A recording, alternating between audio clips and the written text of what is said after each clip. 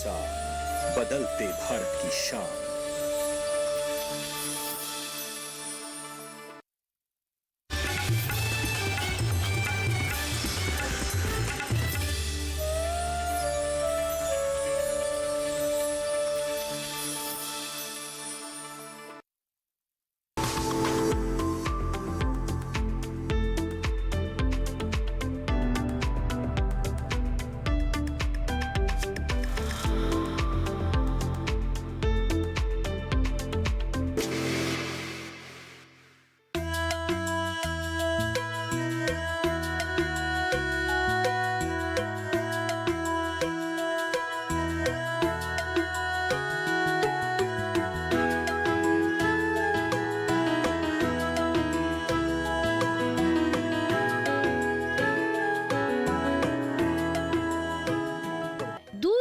किसान चैनल चौपाल चर्चा की टीम पहुंची हरियाणा के जिला फरीदाबाद, ब्लॉक वल्लभगढ़, गांव बहादुरपुर में। चीर के जमीन में उम्मीद बोता हूँ, मैं किसान हूँ, कहाँ सोता हूँ। जी हाँ, सरहदों पर किसान का बेटा निगहबानी करता है तो खेतों में डटकर किसान खेती करता है। ना वो देश को झुकने देता है, ना किसान देश को भूखा सोने देता है। नमस्कार, मैं हूँ आपके साथ राधिका चौधरी और आप देख रहे हैं डीडी किसान। आज हम चौपाल चर्चा के लिए बड़ा लंबा सफर तय करके हरियाणा आए हैं, जिला फरीदाबाद और गांव बहादुरपुर में। यहाँ के किसान कितने जागरूक हैं, इस पर चर्चा करेंगे। तो चलिए, चौपाल हमारी सज चुकी है, संवर चुकी है और आप भी मिलिएगा आज के किसानों से जो हर योजना का सीधा फायदा उठाते हुए नजर आएंगे।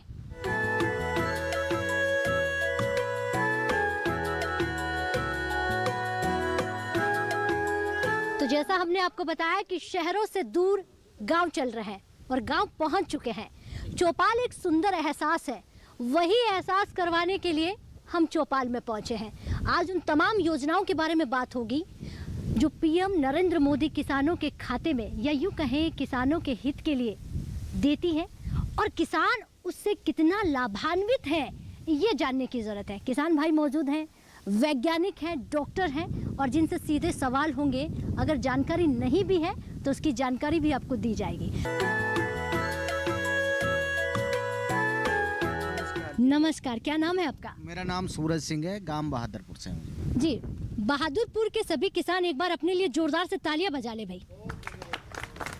सरकार अलग अलग योजनाएं लेकर आती है, प्रधानमंत्री उत्पादक संगठन योजना, तो क्या इसके बारे में जानकारी है? हाँ, एफपीओ के बारे में मेरे को जानकारी है। हमारे कुछ किसानों का ना एक समूह संगठन बन जाता है, वो एफपीओ के नाम से है और उसमें हमें अपनी फसल बेचने में आसानी हो जाती है। तो क्या इस गांव में ऐसा कोई काम कर रहा है, संगठन बनाकर, एक समूह बनाकर खेती कर रहे हैं लोग?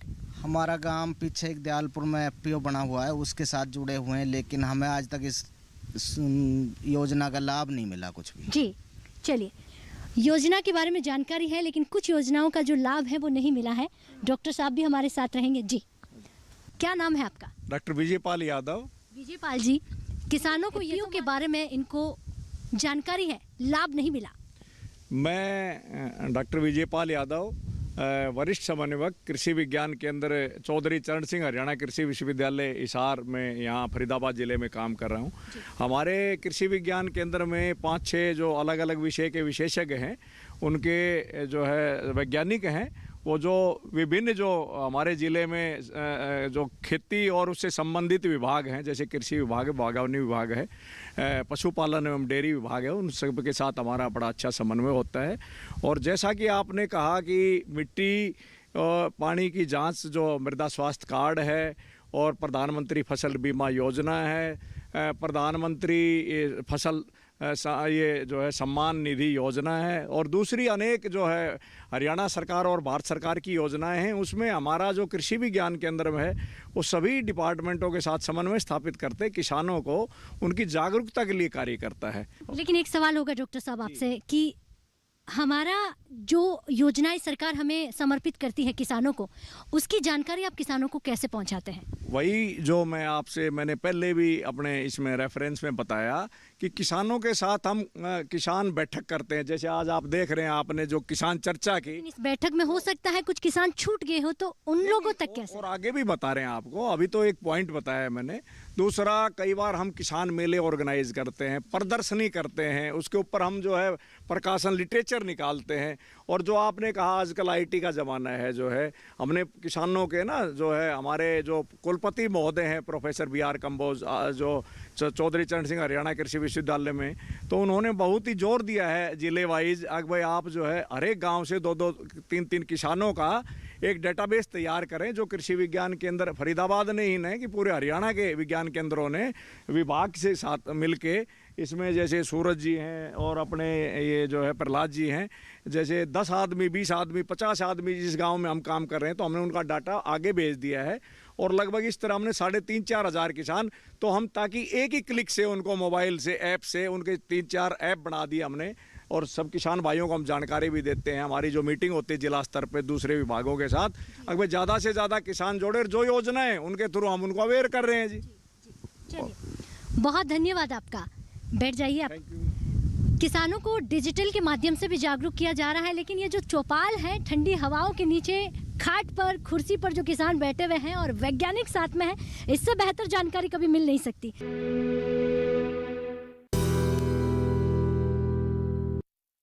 आइए लेते हैं इस विषय पर एक खास रिपोर्ट।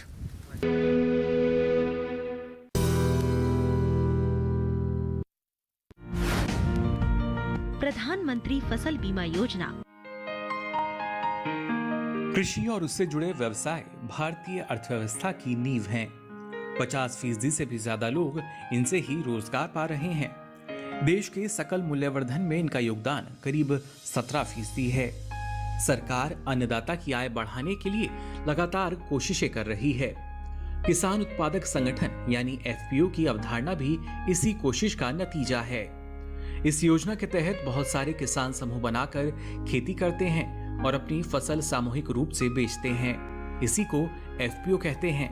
खासतौर से छोटे और सीमांत किसानों के अलावा भूमिहीन काश्तकार भी FPO का हिस्सा हो सकते हैं। इस योजना का उद्देश्य निवेश, प्रौद्योगिकी और आदान के अलावा बाजार तक किसानों की पहुंच में सुधार करना है। भारत सरकार 10,000 FPO के गठन और संवर्धन की स्कीम चला रही है। सरकारी एजेंसियां अलग अलग राज्यों में FPO का पंजीयन भी कर रही हैं। 2020 और 21 के दौरान 2,200 से भी अधिक FPO उत्पादक क्लस्टर आवंटित किए जा चुके हैं। इस योजना के अंतर्गत केंद्र सरकार किसानों और FPO के लिए तकनीकी और वित्तीय सहायता उपलब्ध करा रही है। क्लस्टर आधारित व्यावसायिक संगठनों की ओर से FPO को 5 साल की अवधि के लिए व्यावसायिक हैंड होल्डिंग समर्थन प्रदान किया जा रहा है। हर FPO को 3 साल के लिए 18 लाख रुपए दिए जाएंगे। ये रकम कर्मचारियों के वेतन, पंजीकरण, भवन किराया, उपयोगिता शुल्क, मामूली उपकरण लागत, यात्रा और दूसरे खर्चों के लिए है। इतना ही नहीं, FPO के हर किसान सदस्य को 2,000 रुपए इक्विटी अनुदान के रूप में देने का भी प्रावधान है, लेकिन प्रति FPO ये रकम 15 लाख से ज्यादा नहीं होगी।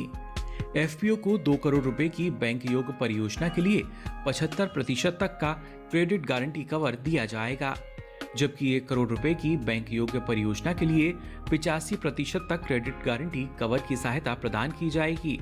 इस पूरी स्कीम के लिए 6,865 करोड़ रुपए के बजट का प्रावधान किया गया है। तो चलिए, चौपाल चर्चा में एक छोटे से ब्रेक के लिए रुकते हैं। ब्रेक के बाद फौरन हाजिर होते हैं, आप कहीं मत जाइएगा।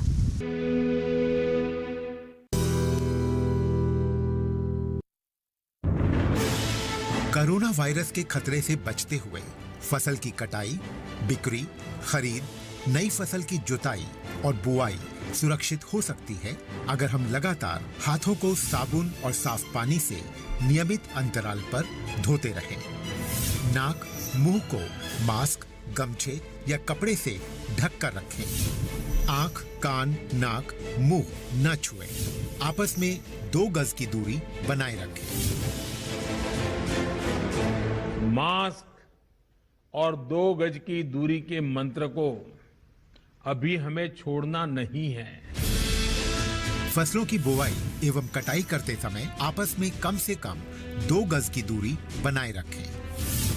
फसल की कटाई करने के बाद छोटे छोटे ढेरों में इकट्ठा करें। कृषि के औजारों की समय समय पर सफाई करें। एक दूसरे के साथ औजारों की अदला बदली न करें। श्रमिकों के शौचालयों और हाथ धोने की जगह की ठीक से सफाई जरूरी है। बुआई, कटाई एवं मड़ाई के दौरान इस बात का ध्यान रखें कि इन स्थानों के आसपास कोई थूके नहीं। कंबाइन, हार्वेस्टर, थ्रेशर, जुताई और बुआई की मशीनों को इस्तेमाल से पहले साफ करें। मशीनों के इस्तेमाल से पहले और इस्तेमाल के बाद हाथ साबुन से साफ करें। वाहनों, बोरियों, थैलियों और पैकिंग के दूसरे सामान की साफ सफाई पर भी खास ध्यान दें। खरीद केंद्र पर आने से पहले किसानों एवं श्रमिकों की जांच। खरीद केंद्रों पर भीड़ न लगाएं एवं किसानों को बारी बारी से बुलाएं। गोदामों पर खरीदी हुई फसल को लेने में शीघ्रता करें ताकि किसानों एवं श्रमिकों को रुकना ना पड़े। कोरोना के खतरे से बचाव और अधिक जानकारी के लिए आरोग्य सेतु ऐप डाउनलोड करें। देश में खाद्य सुरक्षा के ये सिपाही भोजन की निरंतर उपलब्धता को सुनिश्चित करते हैं। किसान स्वस्थ रहें तभी हम कोरोना वायरस से जीत पाएंगे, आगे बढ़ पाएंगे। किसान सबल, देश प्रबल।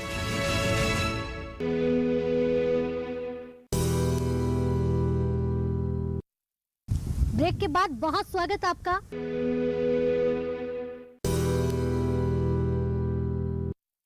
लेकिन सर, क्या नाम है आपका? नमस्कार, मैं रमेश कुमार, जिला बागवानी अधिकारी फरीदाबाद। जी रमेश जी, एपीओ के बारे में यहाँ पर लोग बहुत बार आते हैं तो बातचीत करते हैं कि तमाम योजनाएं हमारे घर तक पहुँच जाती हैं, लेकिन कुछ ऐसी योजनाएं हैं जिनकी जानकारी मिलने के बाद में भी हम लाभान्वित नहीं हो पाते हैं, क्यों? मैं आपको बताना चाहूँगा कि ये जो फार्मर प्रोड्यूसर ऑर्गेनाइजेशन है, कृषि उत्पादन संघ जो हैं बनाए हुए हैं या बनने जा रहे हैं, तो ये पिछली साल जो है अभी लेटेस्ट जो है हमारे प्रधानमंत्री जी ने ये नई योजना शुरू की है। इसमें पूरे देश भर के अंदर 10,000 एफपीओ बनाए जाने हैं जी। और हरियाणा के अंदर भी जो है इस साल जो है ये 5 साल का जिसमें है, अभी 5 साल के अंदर 10,000 बनाए जाने हैं। तो एक ये कार्य योजना तैयार कर रखी है।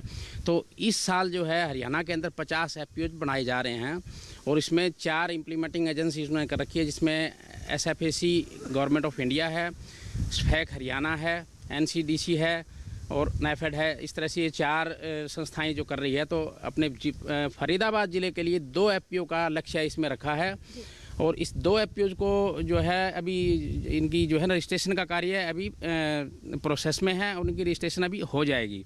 जहाँ तक यहाँ जिस गांव में अब प्रहलादपुर गांव में हम बैठे हैं, तो ये दयालपुर क्लस्टर में जैसे किसान भाई ने बताया तो उसके अंदर आता है। तो इसके लिए भारत सरकार ने तो स्कीम कर रखी। उसके अतिरिक्त जो है हरियाणा के अंदर भी जो SFAC हरियाणा है उसमें भी जो है एक अलग से एक योजना इसमें ली हुई है भी। वहाँ तो जैसे आपका इसका एफपीओ के मैनेजमेंट के लिए है, आपकी उसकी हैंड होल्डिंग के लिए है, तो उसमें कुछ इसमें शर्तें लगाई हुई है कि भी आपका 310 रजिस्ट्रेशन के बाद 300 मेंबर आपने बनाने हैं। 300 मेंबर बनाने के बाद उनके शेयर होल्डर जारी होंगे। तो उसके बाद फिर उसकी जो है इक्विटी ग्रांट जो है 300 मेंबर होना ज़रूरी है। 300 मेंबर होने के बाद इक्विटी ग्रांट मिलेगी। लेकिन जो जहाँ तक स्कीम्स की बात है, जैसे हम जिस गांव में हम बैठे हैं तो ये आपका एक पत्ता गोभी का एक बहुत अच्छा क्लस्टर है जी। और है ये दिल्ली के बिल्कुल पेरीफेरी में है। पेरी अर्बन हॉर्टिकल्चर की यदि बात करते हैं तो बहुत ज़्यादा ये सूटेबल है जी। तो यहाँ यदि इस तरह के क्लस्टर वगैरह भी यदि कोई बनाए जाएँ तो इसके लिए 300 मेंबर को यहाँ हरियाणा के अंदर छूट करके यदि 25 मेंबर का कोई क्लस्टर यदि कोई एफपीओ बनता है और अपना कोई प्रोजेक्ट लेकर के आता है तो उसके ऊपर जो यदि 50 लाख का यदि प्रोजेक्ट उसको वो 25 मेंबर के ऊपर सरकार उसको दे सकती है। तो उसके लिए यदि कोई कलेक्शन ग्रेडिंग सेंटर बनाना है, कोई रेफ्रिजरेटेड वैन लेनी है या आपका कोई आपका कोल्ड स्टोर बनाना है तो उसके ऊपर 50 लाख तक के अपने प्रोजेक्ट ले सकते हैं। उसके ऊपर 70% से 90% कंपोनेंट के अकॉर्डिंग सब्सिडी किसान भाई इसमें ले सकते हैं। और उसके ऊपर ये है कि भी आपका यदि कोई हरियाणा के अंदर एक स्पेशल पॉलिसी बनाई है कि भी यदि कोई इंडिविजुअल किसान करता है या कोई एंटरप्रेन्योर करता है तो वहाँ चेंज ऑफ लैंड यूज की ज़रूरत है, लेकिन यहाँ वहाँ एक फ़ीस लगती है। तो यहाँ जो किसान भाइयों को जो चेंज ऑफ लैंड यूज है, भूमि की उपयोगिता है, उसके ऊपर जो फीस है, जो शुल्क है, उसके ऊपर यहाँ हरियाणा के अंदर उसको मुक्त कर दिया है, एग्जम्प्ट कर दिया है। तो शुल्क किसान भाइयों का नहीं लगेगा जी। तो इसमें ये शर्त ये है कि भी कोई किसान भाई जो है यहाँ यदि क्लस्टर उत्पादक समूह के रूप में यदि काम करेंगे तो वो उनके पास या तो उस समूह की अपनी कोई ज़मीन होनी चाहिए जिस पे वो अपने कलेक्शन ग्रेडिंग सेंटर बनाएं या कोल्ड स्टोर बनाएं, नहीं तो फिर वो एक 30 साल की लीज लेकर के, और वो लीज जो है वो एफपीओ के नाम होगी, तो वो वहाँ लेकर के वो अपना एक प्रोजेक्ट सबमिट कर सकते हैं और वो उस प्रोजेक्ट के ऊपर जो है ना 70% से 90% तक सब्सिडी ये किसान भाई ले सकते हैं। इसी तरह से यदि वो 50 मेंबर का एफपीओ होगा, शेयर होल्डर का होगा, तो वो 1 करोड़ का ले सकते हैं। डॉक्टर साहब, एक सवाल इस बीच ये भी होगा, किसान भी जानना चाह रहे हैं, मैं स्वयं कहूँ तब भी मैं खुद ही जानना चाहूँगी कि इसके लिए डॉक्यूमेंट जो होते हैं वो बहुत महत्वपूर्ण होते हैं, क्या क्या जो हमारे किसानों को हो जमा करवाने पड़ेंगे? इसमें ये है कि भी आपका जो है ये सारी credit link back ended subsidy है जी, तो आपने अपना एक प्रोजेक्ट बनवाना है जी। प्रोजेक्ट आपको बैंक से फाइनेंस करवा करके और आपने स्फैक हरियाणा है वहाँ आप सबमिट करेंगे जी, जो कि हमारी एक अलग से जो संस्था है और हॉर्टिकल्चर डिपार्टमेंट के डायरेक्टर जनरल हॉर्टिकल्चर हैं, वो इसके मैनेजिंग डायरेक्टर हैं। तो उस नाते में मतलब किसान भाई कहूँगा कि भी बड़ा इजी है, वहाँ हम आपको फैसिलिटेट भी करेंगे और वहाँ वो आपका जो है LOI जारी कर देंगे। LOI जारी करने के बाद फिर आपकी जो डॉक्यूमेंट्स भी बहुत सिंप्लीफाई किया हुआ है। अभी आपने प्रोजेक्ट रिपोर्ट आपको बन जाएगी जी, प्रोजेक्ट बैंक से फाइनेंस हो जाएगा। बैंक में यदि कोई दिक्कत आती है तो डिस्ट्रिक्ट एडमिनिस्ट्रेशन और इंक्लूडिंग मैं यदि लैंड जो लीड डिस्ट्रिक्ट मैनेजर है वो उनसे मेरी बातचीत होती रहती है, वो कहते हैं इस तरह कोई दिक्कत आए तो तुरंत संज्ञान में लेके आए, तो वहाँ पर्सनल जाकर के उस बैंक मैनेजर से भी हम बात कर सकते हैं। एक और आखिरी सवाल होगा, क्या बैंक चिन्हित किए हुए हैं कि उन्हीं बैंकों में किसान जाए? ऐसा कोई नहीं है, जो जिस बैंक का जो सर्विस एरिया है वो बैंक उसको जरूर देंगे जी। बस ये होना चाहिए कि भी वहाँ जो है ना जो उनकी बैंक की अपनी जो है उनकी जो कंडीशंस होती है वो फुलफिल जरूर करें जी। चलिए, बहुत अच्छी जानकारी। लेकिन किसानों के पास पहुँच जाते हैं, क्या नाम है आपका? रविंद्र सिंह हूँ। अच्छा, बहादुरपुर। रविंद्र जी खेती करते हैं? खेती करते हैं। प्रधानमंत्री किसान उत्पादक संगठन की बात करें तो क्या इसका फायदा आपने लिया है? अभी तो नया नया चला है, जैसे डॉक्टर साहब ने बताया, अभी शुरुआत है इसकी, लेकिन जैसे डॉक्टर साहब ने बताई उसकी इतनी लंबी प्रक्रिया है, किसान उसको पूरा कर ही नहीं पाएंगे। सरकार को ये चाहिए कि उसको बहुत निम्न स्तर पर, बहुत छोटे लेवल पर, जैसे मेरा अपने गांव में पत्ता गोभी खेती होती है। जब खेती हम जिसको कर रहे हैं, किसान के पास इतना टाइम कहाँ को घूम के सारी कमेटी बनाए, फिर उनको बैंक में जाए। एक अधिकारी की ड्यूटी होनी चाहिए, बैंक गाँव में आए, किसान से उनके डॉक्यूमेंट्स ले, सारी प्रक्रिया डॉक्टर साहब या इनकी टीम दूसरी करे। किसान के पास इतना टाइम नहीं है, ना किसान इसको इतना लंबा कर पाएगा। सरकार को चाहिए इसको सॉर्ट करे, छोटे कम किसानों का समूह, और उसको कानूनी प्रक्रिया या कागजी प्रक्रिया ना के बराबर होनी चाहिए, घर से आके गांव में होनी चाहिए। चलिए, ये सवाल आपका वैज्ञानिक और डॉक्टर से है, मैं चाहूंगी कि एक बार उनसे ले लिया जाए। डॉक्टर साहब, इसका जवाब देना बहुत महत्वपूर्ण हो जाएगा, समय ज्यादा लग जाएगा, बहुत सारी चीजें आपने सुनी। किसान भाई से सहमत हूँ। इसके लिए जो है ना CBBO बनाए हुए हैं, वो CBBO जब भी नियुक्त हो जाएंगे तो CBBO किसान भाई के पास यहाँ गांव में आकर के उनकी जो है FPO बनवाएंगे और उन FPO को इनकरेज भी करेंगे, उनके मेंबर्स भी बढ़ाएंगे और जो प्रक्रियाएं हैं वो स्वयं करवाएंगे जैसे ही CBBO नियुक्त हो जाएंगे जी। चलिए, और भी यहाँ पर किसान भाई है, उनसे जानकारी लेते हैं, जानकारी ले रहे हैं। क्या नाम है आपका? मेरा नाम तेजपाल है। तेजपाल जी, प्रधानमंत्री किसान उत्पादक संगठन, इसके बारे में कुछ जानकारी है? क्योंकि नई नई योजना है और किसानों के हित के लिए बनाई गई है, समूह बनाकर खेती करनी, ऐसा कहा गया है। नई योजना जी, हमें पता नहीं, इसके बारे में बिल्कुल नहीं पता। तो कई ऐसी योजनाएं हैं जिनके बारे में, बैठिए, बहुत धन्यवाद आपका, किसानों को नहीं भी मालूम है। इसके लिए हमारे वैज्ञानिक लगातार कोशिश कर रही हैं, भारत सरकार लगातार किसानों को जागरूक करने का काम कर रही है।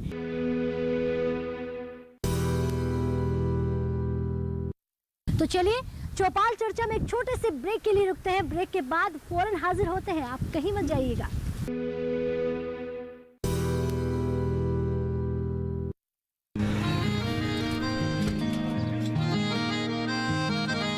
क्या बात है भाई, आजकल तो काफी खुश नजर आ रहे हो। क्यों ना हो, अब मैं ऑर्गेनिक खेती जो कर रहा हूँ ये पूरा प्राकृतिक है, ऑर्गेनिक है। इसमें हमारे खेत, हमारी फसल और हमारी जेब सब फायदे में होते हैं और इसमें लागत भी कम है। जी हाँ, आप भी ऑर्गेनिक खाद का प्रयोग करें, अपनी फसल और मिट्टी को तंदुरुस्त बनाएं और आपकी आमदनी में इजाफा करें। अधिक जानकारी के लिए किसान call centre toll free number 1800-180-1551 पर कॉल करें और लॉग ऑन करें kisan.gov.in और farmer.gov.in। कृषि और किसान कल्याण मंत्रालय द्वारा किसान हित में जारी।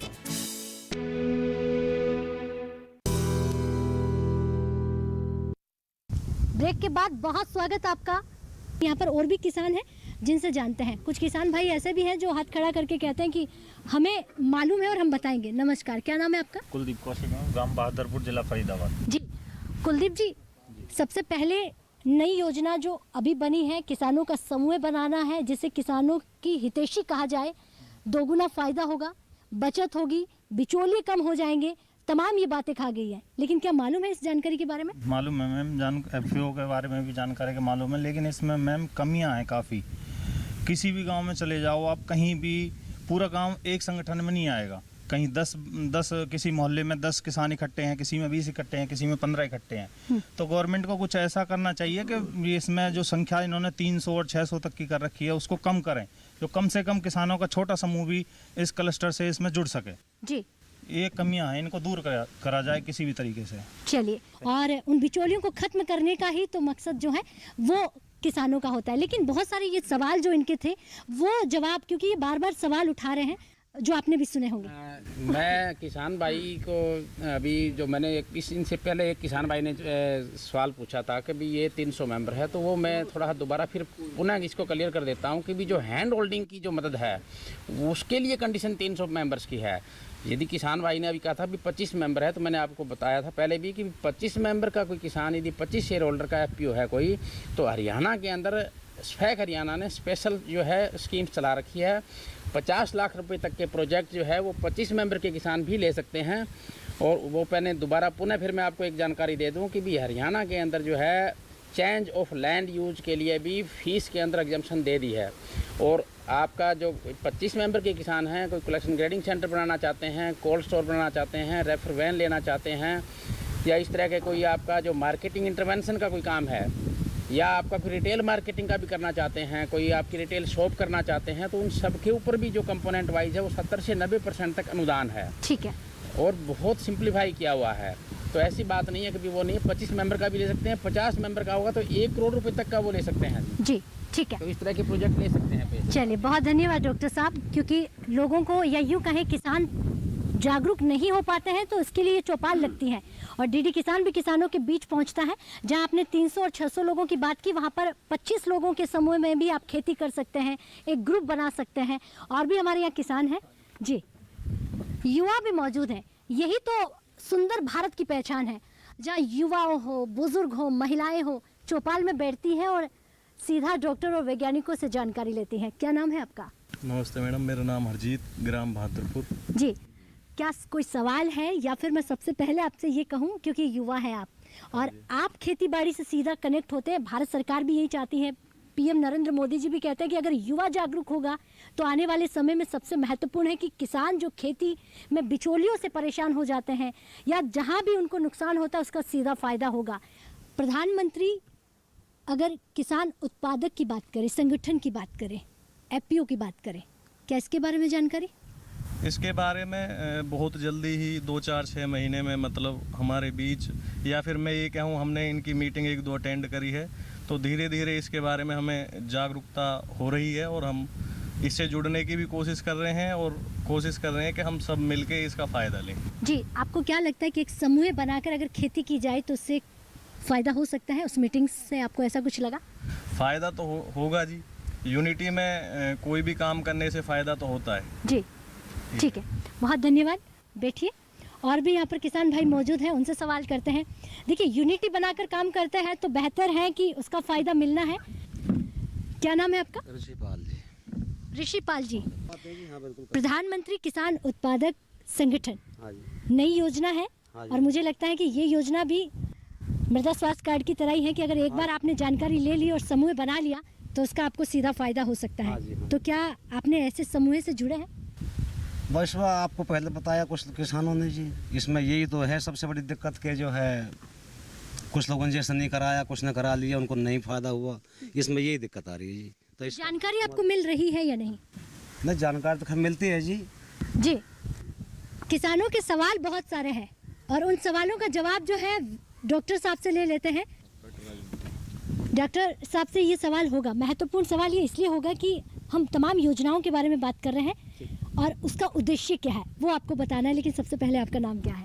मैं डॉक्टर राजेंद्र कुमार, मैं कृषि विज्ञान केंद्र में प्रधान विस्तार विशेषज्ञ के पोस्ट पे काम कर रहा हूँ। जी, प्रधानमंत्री किसान उत्पादक संगठन की यहाँ पर बात करें, इसका मुख्य उद्देश्य क्या है?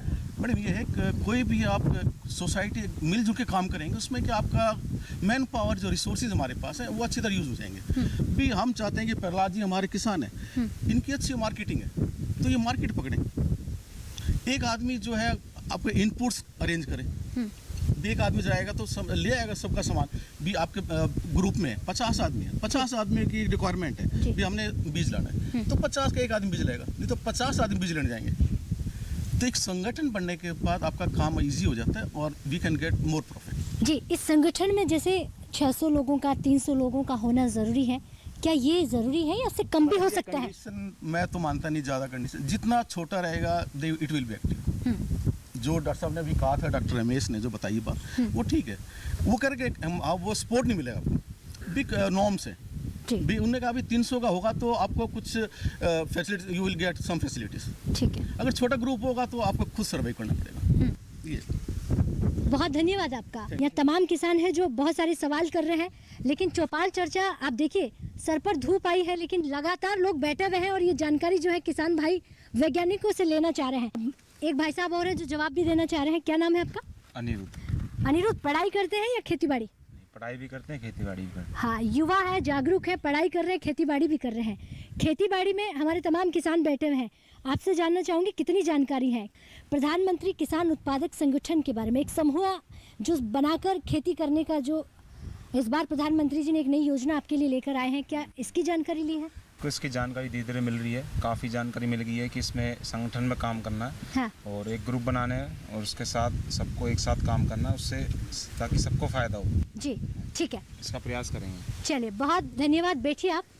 तो आज की चौपाल चर्चा बहादुरपुर से, और ये वो गांव है जो जागरूक है, समझदार है और कहता है कि योजनाओं का फायदा हो रहा है और नहीं भी हो रहा है तो सीधा हम वैज्ञानिक और डॉक्टरों से जुड़ेंगे, जानकारी लेंगे, लेकिन पीएम नरेंद्र मोदी जी की तमाम योजनाओं का फायदा जो है हमें होना चाहिए। तो चलिए, आज की चौपाल चर्चा से आपको कहेंगे कि आपकी ये जो चौपाल है यूं ही सजती रहे, संवरती रहे। जब गांव जागरूक होगा तो देश जागरूक होगा, और देश जागरूक होगा तो किसान खुशहाल होगा। इजाजत चाहूंगी, फिर होंगे किसी एक गांव से जहां से आपको जानकारी देंगे आपकी योजना के बारे में। नमस्कार।